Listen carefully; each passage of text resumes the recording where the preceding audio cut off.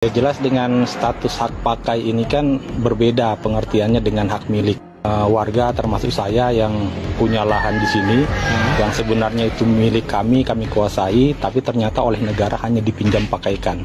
Dan pinjam pakai itu hanya 10 tahun. Berarti maknanya tanah-tanah di tempat tersebut secara legal barang milik negara BUMN atau aset dalam penguasaan ADP dari otorita IKN. Lah terus masyarakat adat balik Pemaluan, balik Sepaku dan Pasir Maridan yang sudah bermukim dan tinggal bertahun-tahun dan turun-menurun di wilayah tersebut, bagaimana dong?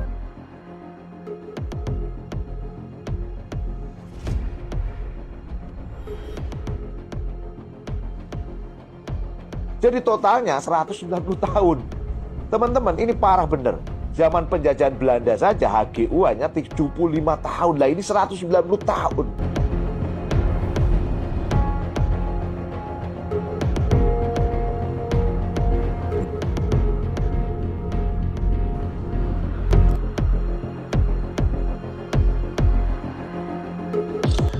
Teman-teman sekalian, mundurnya Kepala Otorita IKN, Bambang Susantono, dan Wakil Kepala Otorita IKN, Doni Rahayu, mengagetkan banyak pihak.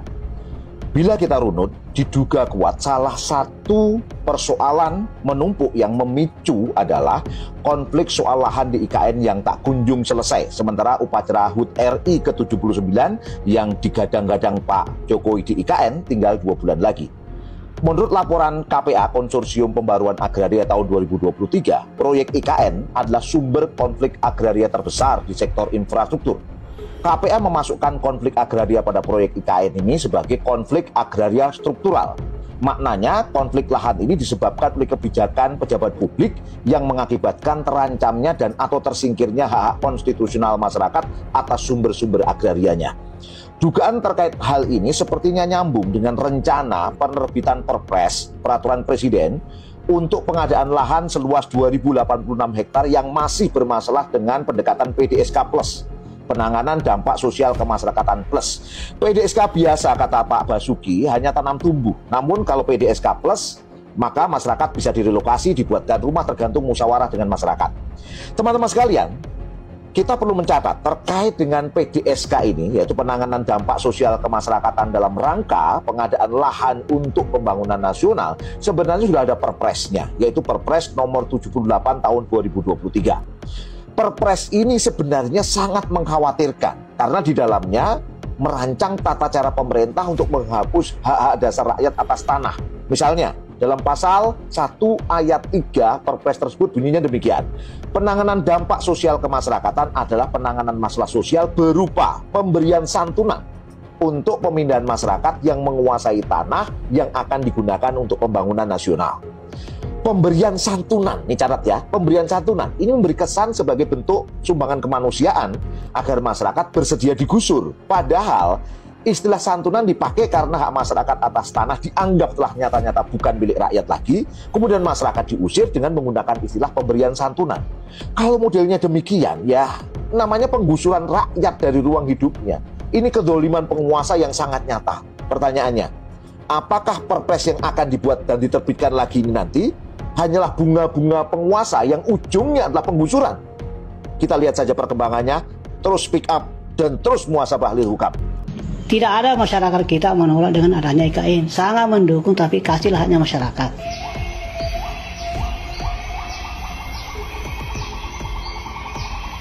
Ya jelas dengan status hak pakai ini kan berbeda pengertiannya dengan hak milik. Warga termasuk saya yang punya lahan di sini, yang sebenarnya itu milik kami kuasai, tapi ternyata oleh negara hanya dipinjam pakaikan.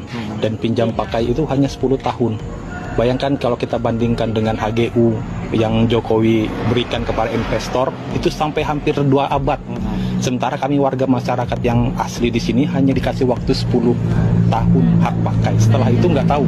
Bisa jadi diambil percuma oleh pemerintah dengan dasar bahwa ini akan digunakan oleh pemerintah.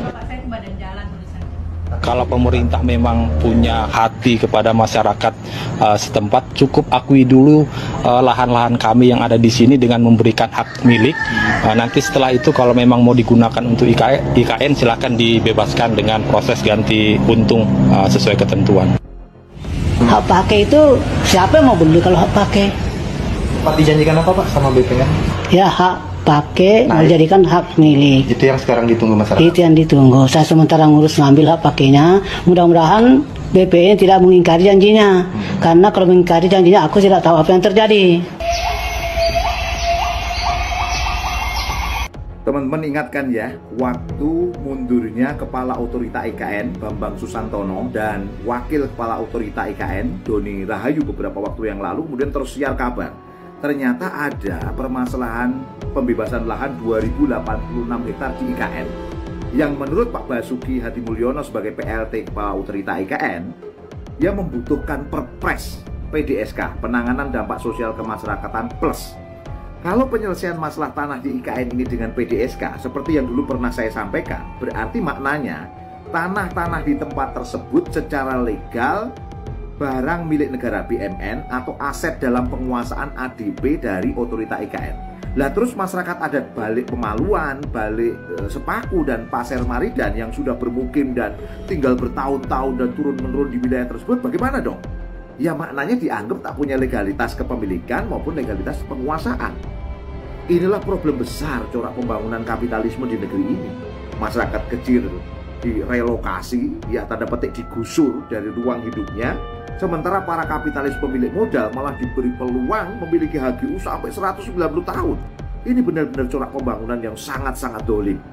Nah, dalam perpres percepatan pembangunan IKN yang sepertinya nyambung dengan PDSK Plus ini adalah pasal 8 ayat 5 dan 6. Hal yang selalu tak pernah diperhatikan dalam pembangunan ala ideologi kapitalisme ini adalah tercerabutnya masyarakat dari ruang hidupnya. Salah satu dampak negatifnya adalah resiko keberlanjutan penghidupan masyarakat yang sering akan menjadi korban akhirnya. Dalam pandangan Islam, terkait dengan tanah ini ada sebuah hadis Nabi Allah Muhammad SAW. Man ahya ardon maitatan fahyalah. Siapa saja yang menghidupkan tanah mati, tanah itu adalah miliknya. Hadis riwayat Al-Bukhari. Dalam kitab Nidham Iqtisadi fil Islam yang menjadi kitab binaan Hizbut Tahrir dijelaskan bahwa tanah mati adalah tanah yang tidak ada pemiliknya dan tidak dimanfaatkan oleh seorang pun. Menghidupkan tanah mati adalah menjadikan tanah tersebut sebagai lahan bercocok tanam, menanami tanah itu dengan pepohonan atau mendirikan bangunan di atasnya. Dengan kata lain, menghidupkan tanah mati adalah menggunakan tanah pada penggunaan apapun yang bisa menghidupkan tanah tersebut. Upaya seseorang menghidupkan tanah mati menjadikan tanah tersebut menjadi miliknya. Ini dalam kitab tersebut. Oleh karena itu, bila masyarakat yang telah hidup lama di wilayah rencana IKN itu memang sejak awal terbukti menghidupkan tanah mati dan dugaan kuat saya demikian adanya, tugas negara adalah memberikan legalitas pada tanah rakyat itu, bukan kemudian malah merampasnya atau menggusurnya. Semoga bermanfaat.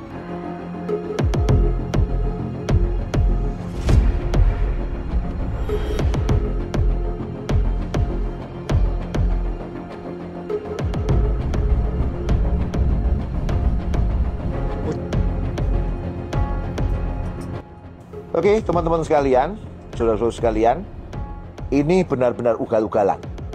Perpres percepatan pembangunan IKN, Perpres nomor 75 tahun 2024 yang baru saja diketok Pak Jokowi, ugal-ugalan. Bayangkan oleh teman-teman sekalian, HGU, hak guna usaha di IKN itu diberikan 95 tahun dan dapat diberikan lagi untuk siklus kedua 95 tahun juga. Jadi totalnya 190 tahun. Teman-teman, ini parah bener. Zaman penjajahan Belanda saja HGU hanya 75 tahun. Lah ini 190 tahun. Ini kan namanya lebih parah dari penjajahan Belanda. IKN Forsil namanya.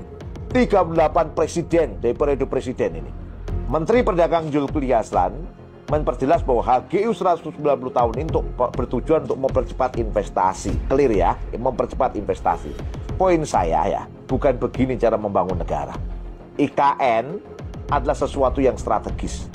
Sungguh aneh, ibu kota negara yang sangat strategis dibangun dengan menggalang investasi swasta, apalagi investasi asing.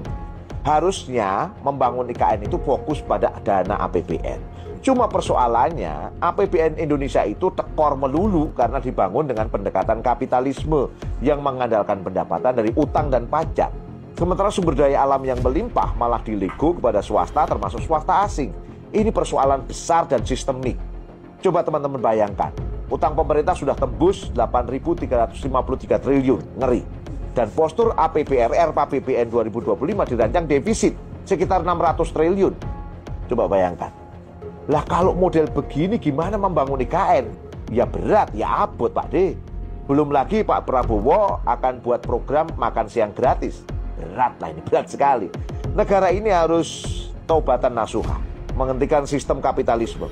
Coba bayangkan, kalau 6 komoditas sumber daya alam negeri ini dimiliki oleh rakyat dan dikelola oleh negara dengan amanah, akan menghasilkan profit 4.125 triliun rupiah. Ini baru 6 komoditas loh ya. Bayangkan kalau lebih dari itu, bisa tambah banyak hasilnya. Kalau cuma mindahin ibu kota negara, yo gampang lah Pak D. Inilah yang diajarkan oleh syariah Islam. Sumber daya alam yang melimpah adalah milik umum dan dikelola oleh negara dengan amanah untuk sebesar-besar kemaslahatan rakyat. Sampai jumpa.